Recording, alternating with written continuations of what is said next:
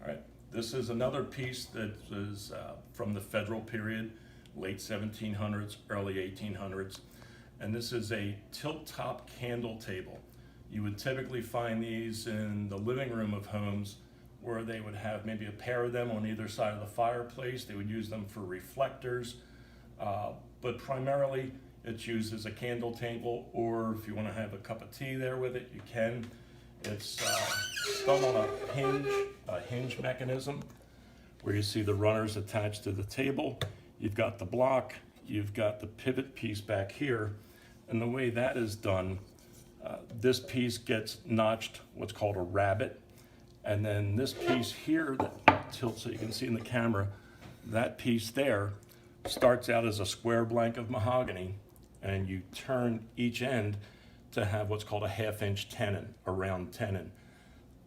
Once you get this measurement, you cut those tenons down to size and you drill a corresponding hole into the runner, and those little tenons on the back serve as your pivot point for the table. We've got a turned column, and then we've got the legs that are attached in a dovetail socket, and a detail here is this is actually tapers to a thinner leg at the bottom.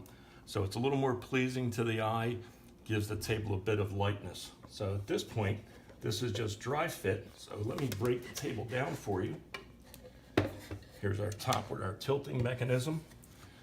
You might be able to see that in action, how that works. It's got to be pretty tight, otherwise the table's going to flop around. Then we've got the turned column, and then the legs are numbered and fit into dovetail sockets. So I'll just pull one out and you'll see this is also done on a jig with the lathe. You can see there's a very small shoulder that runs along this opening here. That gets done on the lathe using a router and a flat bit. So that flattens that out. Then we change bits and we take most of the waste material out. Then we go to a dovetail bit, which gives you this triangular shape. And then we run that in. And then what we do is use that same bit on a router table and make the corresponding male dovetail that will fit the female socket, like so. And then it's all handwork from here, using spoke shaves and rasps and sandpaper. We get this so that the top of this leg just dies right into this collar here, which is a nice detail. Now here, this is still a little bit of a work in progress, but it'll be ready for the auction.